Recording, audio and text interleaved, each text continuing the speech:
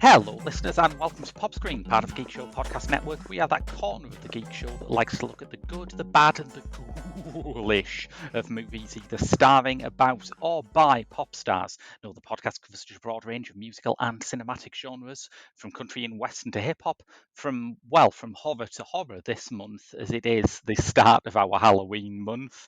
I'm your host, Graham Williamson. I'm a short filmmaker and a writer for Horrified, Byline Times, We Are Cult, and The Geek Show, of course, where I run their Random Access Who series of randomly selected classic Doctor Who reviews. I'm joined this week by Rob Simpson, director. No, that's wrong. The host of Directors Uncut. I almost got that wrong. The director of Host Uncut. Yes. I don't know what that is, but it's it sounds like a very unpleasant video call, is what that is. Oh, yeah. I'm not going to fill in the blanks. I'll leave the blanks open for your listeners. But it's the other podcast on the Geek Show where we take a load of movie makers and directors, put them in a big bag, and pick one at random.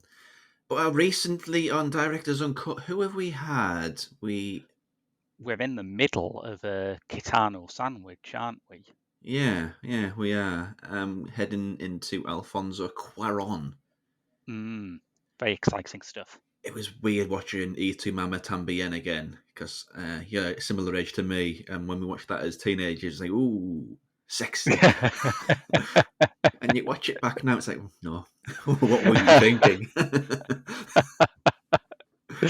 Yeah, I mean, I can kind of see it. I'd be more worried if you felt that way about Children of Men. Yeah, true. That would be weird.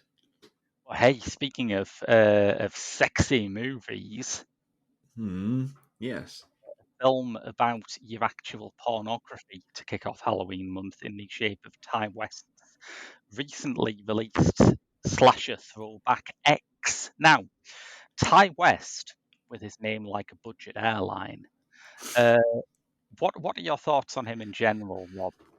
Oh, complicated in a word, because he's part of that wave of, I don't know how you describe him. I think you made a joke on the episode we did about Creep on Directors Uncut of the name Creep and a certain actor that you could use for that moniker. And Ty West is sort of in that scene. He's in that sort of indie American horror scene. It's sort of what's it called? Mumblecore adjacent. Well, they called it mumblegore, which, thinking back to it, I mean, people have a problem with the term elevated horror, but it's no mumblegore. Yeah, it's really bad. Fucking hell, that's a bad name for a movement. But I really liked Innkeepers. I think Innkeepers is a quite sweet movie with some good jump scares in there. Hate, what was it called? The House of the Devil? Is that right? No, that's not right. Oh, yeah, House of the Devil. Right? No, that was him, yeah. Yeah, it was so tedious. So very, very tedious. It was this thing that I hate so much in horror where it's about 90 minutes long and 70 of it is, I can't remember the name of the actor, but she's just sort of wandering around the house. You see, sometimes I like that, but only when it's Sean Rollin. Yeah, and then there's a really telegraphed sort of possession pregnancy thing. Yeah. Like, you've not really earned that, behave, but apparently he's in the middle of a Westersons. That just sounds weird. Ha! Yes, he is. It's funny, yeah, because for ages I always used to get Ty West confused with Adam Wingard, and for a while their careers were pretty hard to distinguish. But in the 2020s, Adam Wingard has directed Kong vs. Godzilla, was it? And Ty West has directed this, so yeah, a pretty serious fork in the road there, I would say. Wingard, he did Your Next and The Guest, didn't he? And then he Yeah. had the stupidest decision by any human being ever, in trying to remake The Blair Witch.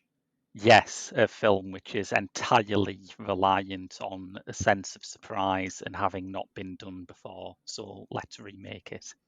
Yeah, but that's a weird creator actually, because you wouldn't have Mm. expected. I don't really know what he expected from Ty West, but I never expected him to be. I mean, just for clarity, a lot of people are saying this is like one of the horror films of the year. I never expected him to be in that sort of conversation. No, I didn't really. And I was thinking when we were building up to this, I was thinking about that Mumblegore crowd and how I felt like their status had been comprehensively gazumped by the, again, another term I hate, but by the elevated horror crowd. You know, there is Yeah, obviously a need for a horror movie that is a bit more underground and a bit more ambitious than your standard kind of multiplex jumper. yeah. And for a while they filmed that, but then people like Robert Eggers came into the game and I'm sorry, I just love that term. Standard multiplex jumper. Just it's a lovely term. thank you. I should try and popularize it. Yeah, but like A24, I mean, I know like people have used that as a substitute to have a personality. Yes. But yeah, that sort of filled in the gap that these people maybe opened the door for. And now he's with A24. Now this is made by A24, and it feels neither like a Mumblegore film nor an A24 film. No, I mean, it certainly doesn't feel like a Ty West film. Mm. 'Cause, No, those, it's The Fly, isn't it? They've combined the two things and formed a third yeah, thing. because his movies before this and Pearl and Mac. Oh, here we go. It's Maxine, but with three X's. So they're really asking Yes, people to pronounce that in a hilarious way, like Terminator Jedi Swice. it's Black Klansman all over again. Yes. But those, I'm assuming, are quite like this. I mean, I've heard people describe Pearl as basically a John Waters movie. That's not done by John Waters.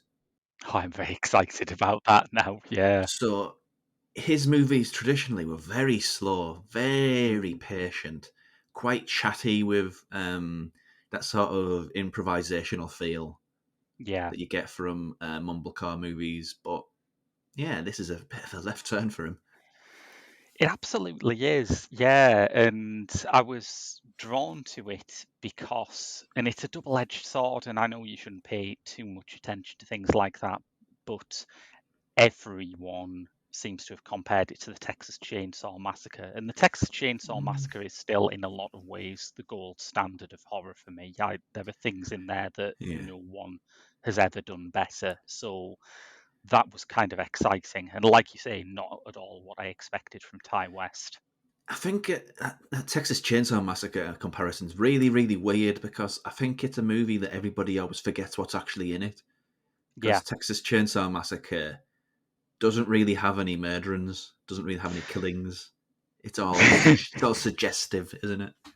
Yeah, it's no Richard I. Yes. No. Um, but yeah, there is the famous story about I think it was when James Furman was the head of the British Board of Film Censors, as it was then, now classification. But there's a famous story about him where he watched the Texas Chainsaw Massacre for the first time and found it like almost unendurably frightening, as most people do. And he went back in the next day to look at it again and outline some, where he could make cuts. And of course, he found out what anyone does when they watch the Texas Chainsaw Massacre with their eyes open is that there is next to no blood in it. So No, there's not and it's quite really funny. anything you can take out. It is quite funny. I mean, I think that's what Toby Hooper sort of suggested it is, and you see that in the scene with the dinner scene around the table. Mm, It's absolutely absurd. But to compare X to that, no, I just don't see it. It's just it takes place in sort of the countryside and the sort of old wooden houses. That's about as far as you can get, really. there's a bus. early on. Yes, Oh, I and the think bus too. that's On the yeah. bingo card of Texas Chainsaw Massacre, it's a whole win. I think everyone has always seen the Texas Chainsaw Massacre as fundamentally a movie about a bus, so I understand why that really tipped everyone's TCM alarms. Yes. Yeah, but I was surprised by how good X is. That's a horrible phrase, but yeah, I'm sticking with it. I enjoyed it. I think I had more problems than you, which means this could be the best kind of podcast where it sounds like we're disagreeing a lot, but we're still friends at the end of it. And that movie where we fall out over this, our opinion of it, I don't think it's happened yet. It hasn't happened yet, no. Maybe if we'd done a podcast about Alex Garland's Men earlier this year, I think that could have pushed it, Yeah, but no pop stars in that one. No pop stars in no, that. Well, no. actually, yes, there is. Oh, of course, because Jessie Buckley released an album this year, didn't she? Oh yeah, I've tied myself into a. Yeah. Oh no, I shouldn't have done that. Coming in 2023 on Pop Screen listeners. I'll have to watch that again. Oh no.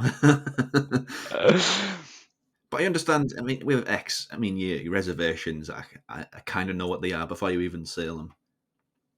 Oh well, yeah, that's interesting. See if you can predict them then. Let's demonstrate to the listeners how long we've been doing this for. Well, I hope it doesn't backfire spectacularly, but it's for me. I found it quite weird using the elderly as a vehicle for horror. That is one of the things, isn't It's it? Yeah. I felt a bit uneasy about that. I wouldn't say uneasy, it just always perplexes me a bit. Like, obviously, the worst for this and every elevated horror tick is Ari Aster, who just like has Yes. when he wants you to be more scared, he just shows you a naked old person. It's like maybe it's because I'm from an NHS family, but I've never Well, yes. found naked old people that frightening, to be honest. No, I mean, where I live now, I could tell you stories about the behaviour of certain old people when they don't like other people, which the idea that Yes. you're supposed to respect your elders, they don't behave respectably, believe me. Certain quarters don't anyway. My word, the worse behaved than teenagers. Put that in your movie. That's scarier. Yeah, I suppose if you want a terrifying experience with the elderly, you could just have a movie about how they go to the cinema. Because every single time I've been in a movie with a predominantly elderly audience, it's had the worst cinema behaviour you've ever heard. Just like 2 solid hours of, oh, it's him, he's on that thing, isn't he? And the sandwiches, the incessant eating of sandwiches.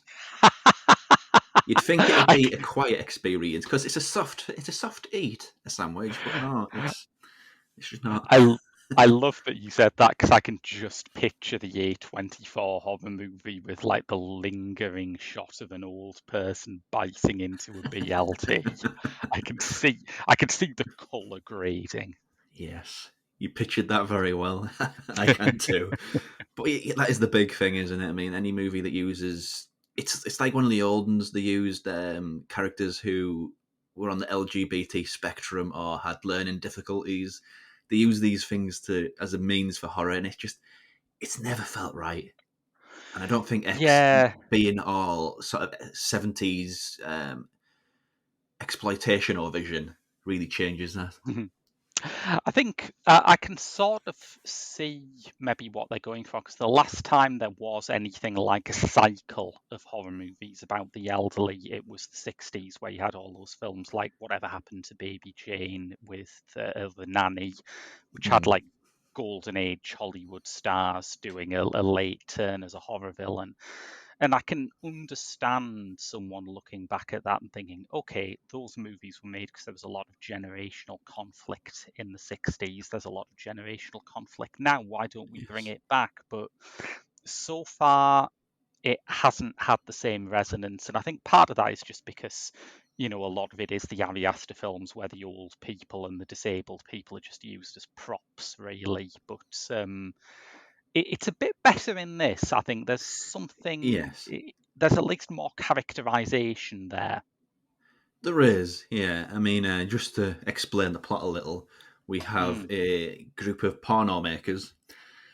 including, I don't know the full cast in front of me, but Mia Goth, who's I have to do this for everything because it's just a Gothessence, which is She's a no mouthful. Mia Goth, eh? Yeah, that's true. That's a very good pun. Kid Cudi. I can't remember who there's Brittany this band. Snow. Oh, is that Brittany Snow? Okay. That's Brittany Snow. And Ariel, some Spanish actress. I can't remember. Jenna Ortega That's is, the one I'm thinking of. Yeah. yeah, that's the other one you're thinking of. So then they go and they're going to make a porno because they're going to they're going to be famous doing this porn in a house out in the countryside. But the house that they rent it from, the guy over the way, it's kind of like two houses on the same plot of land. Like it's a farm with an outhouse, but the outhouse is quite a decent house. So they're renting off that guy. But the guy who owns all the land, he's a creepy looking old guy. I think is the best way to do it. I think it's one of the younger actors, but with prosthetics on. It certainly feels that way. And all the female threat certainly is, Yes. but he has that feeling too. And essentially, they go about making their porn movie, and it comes to the night, and the wife of that guy, of the guy who owns this land, decides to just start killing everybody because they're loose and just loose with their morals. Yeah, and I think it is really interesting that Mia Goth has the double role, and I think that strengthens the film in a lot of ways. It allows for readings where Pearl, the old woman you mentioned, is like an alter ego of Maxine, the other Mia Goth character, that she's represents Maxine's family or her internal repressions. Or there's a lot of fun you can have with that, and I think the Yeah, film wants you to recognise that because there is that moment where Pearl shows Maxine a photo of herself when she was young, and of course that photo of herself is just Mia Goth looking as like Mia Goth does now. And they could have easily done without that. They could have got rid of that because Mia Goth is a distinctive looking actor. And she as is. soon as you see that photo, you think, oh, right, yes, I get it. So they're definitely nudging you to try and spot it, I think. I know some people have said I watched it without realizing they were the same actor, but I don't think Ty West wants you to do that. Yeah, I mean, it's better prosthetics than certain other older movies where it's had an actor aging up. I mean, the one that always comes to mind is the J. Edgar movie that J. Leonardo Edgar, DiCaprio yeah. did, which I had absolutely no idea that J. Edgar Hoover spent much of the later part of his career as an Egyptian mummy. well, he behaved like one, so he may as well become one. But it is a fun watch. Yeah. Um, but at the same time, when it's called X, it doesn't quite go as far as you'd think it would. And it's a movie about part. I mean, maybe I've had my sort of standards sort of twisted all over the place from what I've watched Maybe over you the have, years. Rob. Maybe Maybe I've been you're corrupted. degenerate. Yeah. Shocking. But the sexy stuff isn't that sexy. It's quite tame, and the Yeah. violence isn't quite.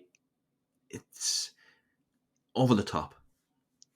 Well, the sort of film within the film, the porn stuff, has that sort of wonderful, understandable but wonderful problem where as soon as the cast start having sex, the camera zooms in on their faces, just like pornography famously does. Yeah, I mean, if you wanted a porn and you got that, you'd be like, "What is this? this, this is terrible." It's reaction shot porn. It's like a Bas Kiarostami doing pornography, just a series of faces.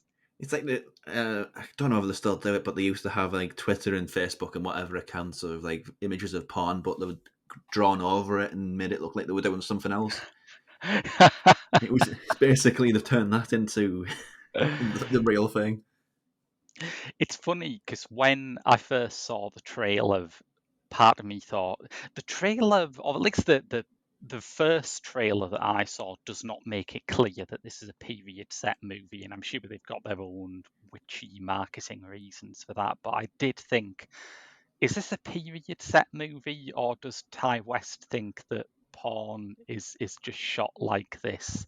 Because based on something like The Sacrament, that would be, I think, a legitimate worry to have about a Ty West film.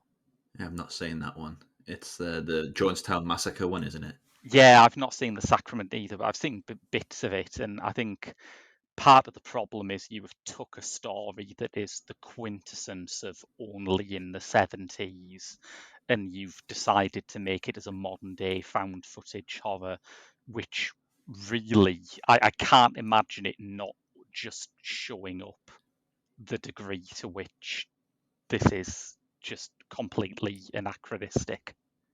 Yeah, yeah. But it is period in the sense of it's got 70s music Mm. in I the think van.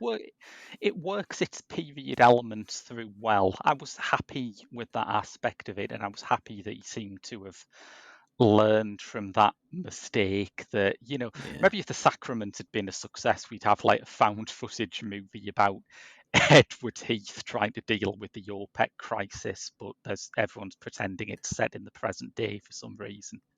There's a sliding scale of how to do period stuff. At the one end, at the bad Mm. end, is Stranger Things. It's just like it or not, it doesn't particularly sell that it's in the 80s very subtly. It's like the clip show Yeah, highlight version of the 80s, isn't it? yeah. It's like those TV shows. I hat the 80s, but it's got sort of Mm. a horror movie on the sides of it. I'm at the other end. I guess it's sort of Jordan Peele. His movies have that sort of 80s veneer, but he never really makes them set in the 80s. It's very, very subtle. Yeah, I always think of Tarantino when I think of that, where obviously he has started doing period set movies in recent Yeah. years, but for a while, a Tarantino setting just means something like Pulp Fiction, where there's a sort of retro tone to it. There are retro interiors and retro songs played, but it never goes the full way and does an actual period setting. So it's kind of a moot point, really, with X. Because it could just be, I don't know, they're listening to classic radio because they're in a place which is sort of removed from the cut and thrust of the time. It's out in the middle of nowhere. The closest we get to any sort of pop culture besides the music is a TV show which has got an evangelical preacher man Yeah, talking about degenerates and corrupting our young people, our young folk. and you can tell that that's a period show because it's in black and white and there isn't a news chime underneath telling you what's Yeah, next on Tucker Carlson tonight. Otherwise, yeah, exactly the same shit. yeah, Yeah, I don't think the period setting affects the horror that much, but I do think it affects the kind of build up to it, and particularly how it deals with porn. I mean, I recently watched Pleasure, that Swedish drama about the yeah. I've porn heard about industry, that. which Yeah, is easily, I think, the greatest movie ever directed by a woman called Ninja. Uh, it's a small group. it is a small group, and I should point out that I do actually think Pleasure's pretty damn good. It's an excellent film, but that film feels like it really gets inside the modern porn industry and how it operates and what its biases is, and I would feel kind of shortchanged if I saw a movie set in the present day that depicted the porn industry in the way that X does. I would, that would be a significant failure in my book. Yeah, So I'm happy that it's period setting just for that, if nothing else. yeah. It's trimmings essentially, rather than Mm, a movie about the 70s. I can't I would speak for. agree. Maybe it's a bit more specific in the other parts of this trilogy, but they're not released yet. So it's kind of it adds a different wrinkle to watching this as well. When it was released, I Mm, don't think it was announced that it was part of a trilogy. But when you're no, watching I it don't think it now, was. yeah, Yeah. it's like what's relevant? What am I supposed to be paying attention to? Mm. Which is an interesting way to watch a movie. It's odd, isn't it? I mean, despite my slight misgivings about this, I am looking forward to Pearl, if only because a slasher movie set in the 1910s is not something that I've ever seen before. That's pretty No. interesting, I think. And the fact that some people have been comparing it to, like, as if John Walters directed it, so that's interesting. John Oh, Waters, I mean, sorry, not John Walters. I I don't know who hadn't that is. even heard that, and I'm massively excited now. Yeah. So that's interesting. I don't think it affects this too much. I think it does feel like it's standalone to a certain degree. Yeah, it's interesting because he wrote Pearl when this was shot in New Zealand, because at the time it was filmed, New Zealand was one of the only countries that was basically open and functioning.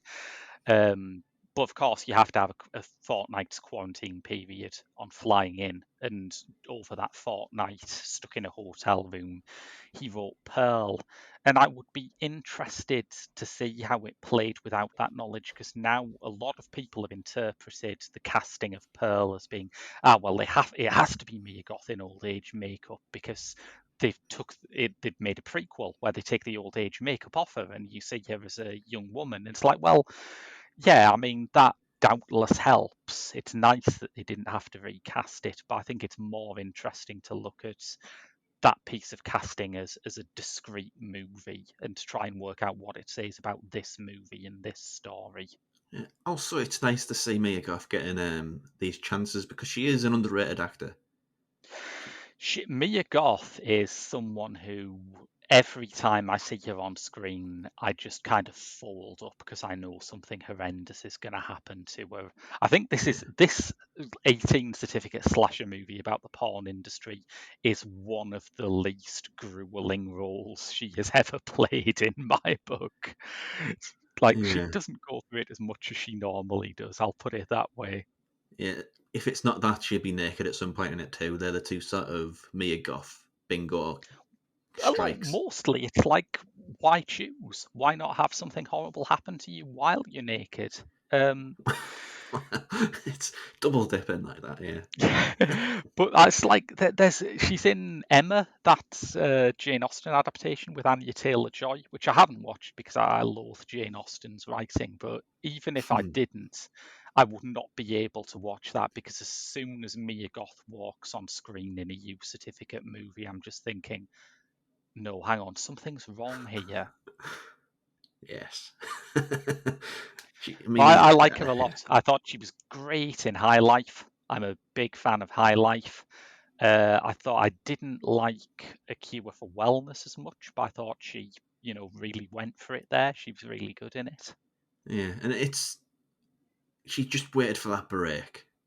Mm, And to think that that break was in an 18 certificate slasher about porn in the 70s, it's kind of wild. I mean, this sort of, it's a testament to how horror's evolved and its mm, position in pop culture, really. Because I'd say, yeah, 10 years ago, a movie like this would never exist. 10 years ago, horror in the mainstream, because this is a mainstream horror, the way it's being promoted, the way yeah. it's being pushed out, this would never exist.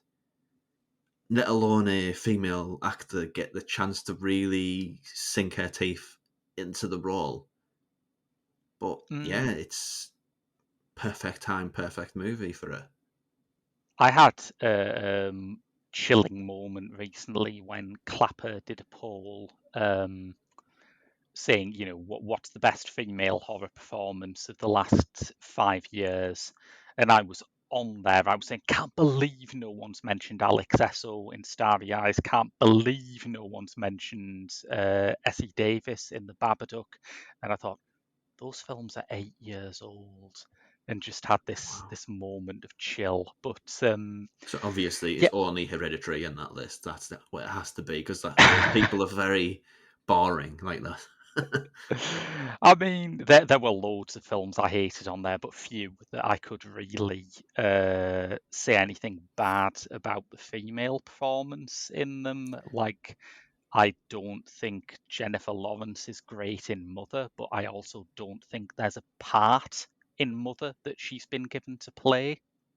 No, it's not a character that she's playing. No. It's very reductive. So yeah, it was won by Lupita Nyong'o for us, by the way, which Oh, is yeah. only fair and just. But yeah, I agree with what you say. I think people would not have looked at this as an actor's showcase 10 years ago. Like, I don't think people looked at Alex Esso's performance in Starry Eyes in this way, and I think that is a great, great performance. But I'm Yeah. really glad that we're at this stage where people can look at Mia Goth in X and say that is an actor's showcase. Because where else is she going to get that? She's not gonna. She's not gonna do a superhero film. She's not gonna Mm. do too many U certificate period dramas. This is just the stuff Mia Goth does better than anyone else. Yeah, I mean, I was just thinking there, like, what even was horror in 2012? I just completely stumped myself. I can't remember a single thing. It's funny because horror seems to me to be in this sort of stage of reacting to the last cycle, which is different to how it seems to have been in the past. Like 80s horror is different from 70s horror, but I don't get the impression that people making 80s horror were doing it because they hated 70s horror and wanted to do No, something no. different. Whereas in the 21st century, the first new thing that happens is the torture porn wave. And then Yes. you can say that Mumble Gore is kind of the reaction to that. It's the low key, slow burn version. And then the Bloomhouse stuff starts coming out shortly after that, which sparks another wave of reaction in the kind of elevated A24 art house horror. Everything just seems to be like rising up against the last version of horror in a way that's kind of interesting. It does make you wonder what's coming next. It does, yeah. It's in a great position, horror. Maybe the best it's ever been. I know that's a bold statement, but just to relate it It's to X, I mean, horror movies for a long time were basically in that part of the video shop, which was next to all the porn. which So is yeah appropriate. Maybe that's where a young Ty West had the seed planted for this movie. maybe. But now, yeah, I mean, I don't think horror's been in as healthy a position as it's ever been. I would absolutely agree, and I think as I've subtly made clear in my remarks about Ari Aster, I do think a lot of bad, fraudulent work is getting a pass under the tag of elevated horror. But I think when the dust has settled, the final result is that the standard for writing and directing and acting in horror movies has been raised. You Oh, can't yeah. say, well, it's only a horror movie. It's not going to be, an Oscar winner. You But can't say yeah, that anymore. Oscars are willfully ignoring great performances in horror. Yeah, yeah. Mm. It's a elitism thing. That's more than anything, I think. But Yeah, and I'm sure, in time it will change. I think there are things that win Oscars now that wouldn't win Oscars like 20, 30 years ago well, because of that kind of Parasite, genre yeah, snobbery. Yeah. But yeah, I think it's strong. I think it starts strongly and ends strongly. My other main problem with it is that I don't want to say it's a bit linear. I think that horror can be very good when it's absolutely straight ahead, but I think yeah. they're just as soon as Pearl and her husband come on screen, you do sort of think, ah, right, yes, I see what the problem's going to be here. And nothing really happens that alters that. There's a few secondary threats like the alligator, but most of it is just it plays out as you would expect from the opening reel. Yeah, yeah. I mean, that's not a problem, but at the same time, I enjoyed it. But I don't know. It's like some food that you really, really like. Mm. You've ate it, and then 10 minutes later, you've forgotten all about it. It's It's comfort food, isn't it? it's Yeah, comfort food. It doesn't do anything that's out of the ordinary. Once you know that this is a slasher and all the cards are being set, it unfolds exactly as you want it to. yeah, It's got some decently grisly killings, a gunshot blow to the head, a alligator chomping on somebody's head.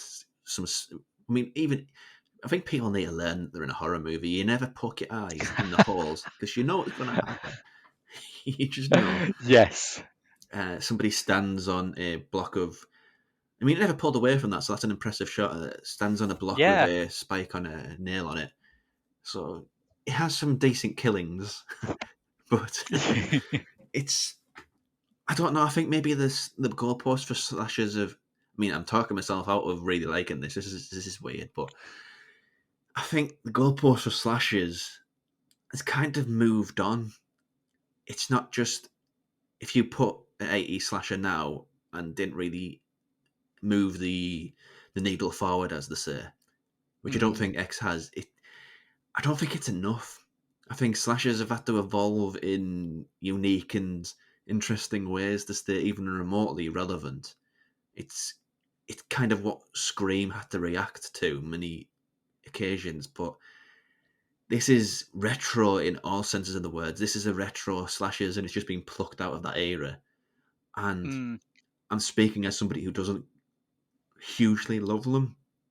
So Yeah, I think there yeah, are some almost Scream-like moments where they invert slasher morality. The fact that you were saying about the bit with the eyes, it is interesting that that shot evokes Psycho. It evokes yeah, the shot of Norman Bates watching Janet in, in the shower. yeah.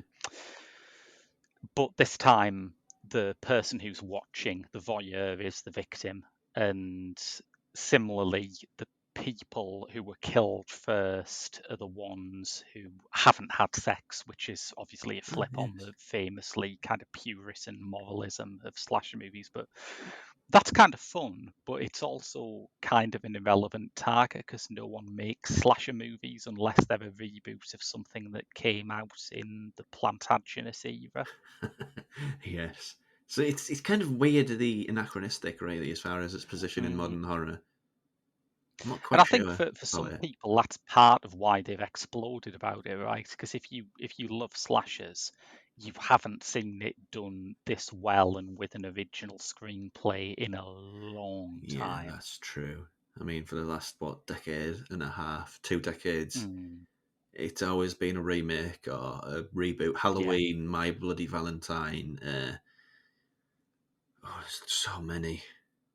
Nightmare on Elm Street was a remake as My well. Bloody Valentine is a franchise that is so old. It started before the band of the same name with Yes. their infamous 20-year gaps between albums. Yeah, an interesting band. But it's yeah, slashers are such a weird thing for me. I think because I mean I like this Mm. a great deal. I think I do anyway. I'm really talking myself out of it, but I prefer like slashers or any horror really to have more going on besides the violence. And there's a little bit more going on, but not a huge amount. I think I've been spoiled by our amazing new era for body horror, which I've just been enjoying so much, and it's reminded me how much I love that subgenre. And now it's like, yeah, get back to me when you've got some mutating organs in there. Have you got a body horror summer, Graham? Have you got it? It's yeah, I've got beach body horror ready. Um, But I mean, it's fun. I think for X, that is a big part of what you can talk about. It's fun and it moves at a great click. Definitely, yeah. It's like after it finished, part of me sort of sat back and thought, oh, I thought I wasn't scared by that, but in a strange way, it's not really going for scary. It's a proper roller coaster horror movie, I think. It is, yeah, and it never really stops. I mean, it's not like the problem with so many slashers now is that it spends over an hour getting to know the characters, and then it just kills Yeah. them all in like 20 minutes. I think one of the ways that the slasher has evolved rather nicely is it can do both. It can develop Yeah. characters and it can kill them at the same time. It doesn't feel this need to sort of compartmentalize into neat chunks of this bit's character development, that bit's the chase, and that bit's the kill. It's just all Mm. intermingled, and Ty West's done it well because you Yeah. learn about everybody as they are getting all stabbed up. Yes. And, West certainly deserves credit for that, but shout out to his cast as well. I think there's some fantastic people in here. I'm very fond of the uptight cinematographer with his pretensions to be creating high art. It's played by Owen Campbell, who I knew that guy from somewhere, and I checked it out, and he's in The Miseducation of Cameron Post, where he doesn't have a very fun time of it in that movie either. He's been in a few bits. Kid Mm. Cudi as well, which I'm assuming is a prosthetic because he's packing some heat, if not. It is quite interesting, isn't it? And I remember sort of thinking about this because we're as we record this, we're just one day after the release of both "Don't Worry, Darling" and "Blonde." So, listeners, if my voice is muffled, it's because I'm drowning in the fucking hot takes that these two movies have produced. Okay. Uh, but I thought that would get a bit more backlash, that like all of the fun nudity in the early part of the film where it's sort of sexy and free spirited as all the women, and when it's time for the horror, that's when the dongs come out. I thought maybe Yes. that might draw a bit more negative attention these days, but apparently it doesn't bother anyone. Uh, Who uh, knows? it's an interesting thing. Boogie Nights, like. Well, there is an explicit nod to Boogie Nights at the start, isn't it, with Maxine talking to herself in the mirror. I can't remember. Is there? Yeah, she's at the start where she's saying you're a fucking sex symbol. It felt very much like Mark Wahlberg saying Yeah. you're a big, bright, shining star to himself. Yeah, Yeah. Yeah. It's interesting double bill that'd make. that would be an interesting double bill. Yeah, I don't know which you'd put on first. It's Hmm. yeah, Kid Cudi though. I didn't know what to expect from him. I think the only time I've saw him act is that very odd extended appearance he has in Bill and Ted Face the Music as Yeah. himself, where he is just there to get his ass kissed in that movie. I thought like everyone just talks about how amazing Kid Cudi is all the time, as though it were 2010 or Yeah. something. He doesn't deserve it. Let's be honest. It, not, not yeah, he, not not to present my opinion in snide remarks, but yeah, he doesn't deserve it. I don't dislike his work, but he hasn't registered for me. I looked up like the dates of his first album and everything in research for this podcast, and it was about 2008. And I thought, oh, that makes sense because the 2000s were like the all-time worst era for hip hop. And it makes sense that people would just cling to anyone who was trying to do something at least a bit thoughtful. Yeah, because as a rapper, he's pretty poor. Mm, Um, he stylistically, he's not quite rapping and he's not quite singing. It's kind of somewhere in the middle, and yeah, it's just vanilla. His style is very vanilla. yeah. The Yeah, I think fact that that's a he good word for it. the fact that he's done songs with Ariana Grande, and he did a song for the soundtrack of Sonic the Hedgehog 2, it kind of expresses his position in music. It's not an artist, it's as a commodity. I mean, I'll give him credit where credit's due. Unlike many sort of thoughtful rappers from around that time, or sort of wannabe deep rappers, he did not get too caught up in Kanye West's bullshit. Like, he's not Uh, someone like Chance the Rapper who now just exists to apologize for Kanye West for some reason. well, he gets his niche, I suppose. I mean, you're never not busy if that's your line of work. You'll always have Yeah. something to do. He has that whole sort of Will Smith had in decades ago, sort of inoffensive, fluffy rap that your parents can like. Yeah, but his film career has included a few slightly bigger swings. He was in We Are Who We Are, the Luca Guadagnino mini-series, which I thought was pretty ambitious. And I think he's good in this. There's never a point where I was watching him where you have that sort of sense of, one of these people didn't go to Juilliard sense that you sometimes get Yeah, when you're watching pop stars in movies. yeah. I mean, a fellow rapper, Ice Cube. It's just no, that's just Ice Mm. Cube. What's Ice Cube doing here? No.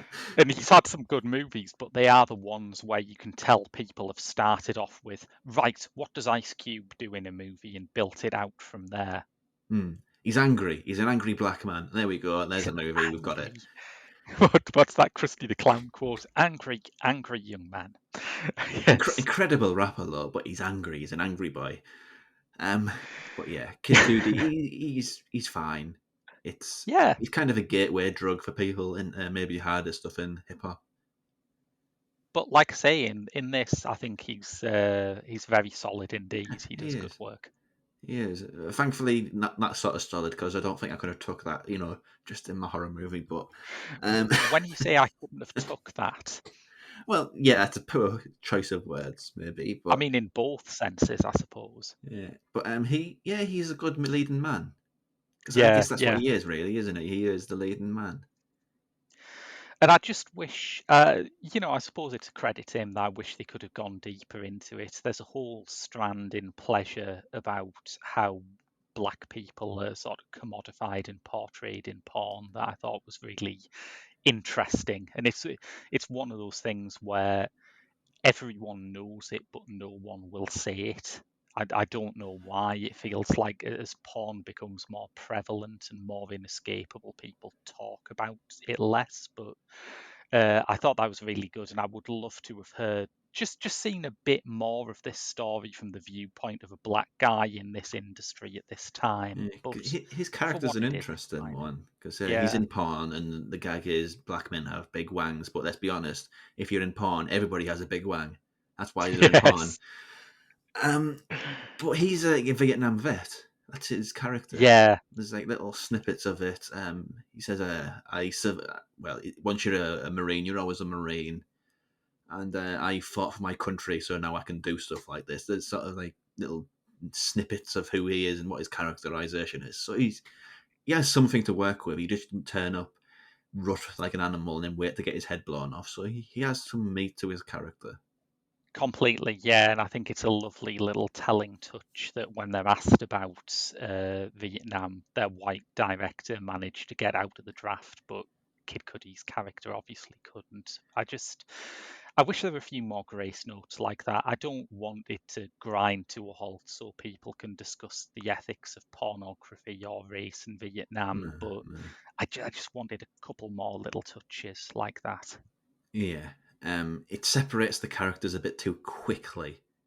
That's kind of the point of, well, it's Mm, double-edged sword. You want a horror movie to get to the point, but when it's presented these characters as interesting, they are all interesting. Is it Jenny Ortega? She's interesting because she's like they call her church mouse. yeah. But she becomes compelled by their sort of lifestyle, their freedom that they do it while they can do it. The Kid Cudi again. There's Mm, the lead, the producer, who's interesting just because he's kind of found a new reason for being, a new point of life, because he seems to have gone yeah. through some hard times in his past. Mia Goth, again, she's insistent that she's going to be famous. Mm. Everybody's got their own little beat, which is compelling, and maybe a little bit more time spent on that before, you know, weird age phobic horror starts taking effect. Maybe the solution to this is that you and me write and direct the reverse of this, that we make a movie where old people are completely justified in killing all of the young bastards who are making their life a misery. Yes, let's do that. But yes, I don't know how to round this off. I just want to tell people to watch Pleasure by Ninja Thyberg. I think it's a great movie. Um, Was that out this year? It was out this year. I would have loved to cover it on an episode of Pop Screen. Let me just cast the types names into Google to see what else they've done. Maybe one of them's Oh my god! Right, close that tab. Uh, but yeah, it's a great movie, and yeah, I liked X. I think it's. I am a bit skeptical of some of the more extravagant reactions it's got. I don't think it's our generation's Texas Chainsaw Massacre, Oh, no. but it's a good surprise coming from Ty West. It's not what I expected. Yeah, I mean, it's interesting as sort of as a career arc because you could make the argument that in his early days he spent way too much time on characterization and not enough time on Mm. horror, and now he's gone the complete opposite end of the spectrum, where he spends a lot of time on the horror and not much time on the character development. So maybe I don't know, Pearl or Maxine, it sort of squares that equation a little bit and equalizes those two factors. Both parts Yeah, are good, but I think it's just I like these characters. I want to know them a little bit more before you kill them graphically. it could be interesting watching him do a horror movie where you've seen the part of the character set up at least. I think that'll be an interesting thing to watch. Yeah, because I'm assuming like Pearl is the name of the bad guy, and that takes place in 1910, like I said. So I'm assuming Mm. Maxine takes place after the events of X. Wait, So apparently it's going to carry the Boogie Nights theme forward and have her try in the 80s trying to get into the video market. okay, So that could be fun, I think. so it takes place in '79, doesn't it? If I remember correctly. Yeah, yeah, Okay, so that could be interesting. It's a fun movie, but it's one of these yeah. movies where the more you think about it, the less it sort of holds weight. I think. I think your comfort food analogy was pretty on the money. Yeah. Yeah, you watch it and you regret it after you've ate it. But it was tasty. But Yeah, that's Ty West's X, a very fascinating movie that has to be balanced out with some rigorous exercise. Yes. But that's the first salvo in Pop Screen's Halloween month, and the next one will be tomorrow when we've got a triple header for our Patreon backers as me, Aidan, and Jeff get together to discuss Monster Dog, the film that finally answers the question: what would an Alice Cooper movie from the director of Troll 2 actually be like? yeah, you froze there. So just Oh, okay, yeah, I'll take that again in case it's. I think the line doesn't look good either. Yeah. Yeah, so that's it for this episode of Pop Screen and also the first salvo in our Halloween month. We'll be back with another free episode in 2 weeks' time. But if you subscribe to our Patreon, you can get an exclusive episode tomorrow with Aidan, Jeff, and me getting together to review Monster Dog, the film that answers the question: what would an Alice Cooper movie from the director of Troll 2 actually be like? that's a combo. I'm sorry you've done this to yourself, really. I've made this rod for my back and I'm fine with it. It can't be worse than, but what is it, Bula Quo? It can't be worse than that. Yeah, it's after Bula Quo, the only way is up. Yeah. But yes, until then, that's been your lot from Pop Screen. I've been Graham, And I've been Rob. and we'll see you later.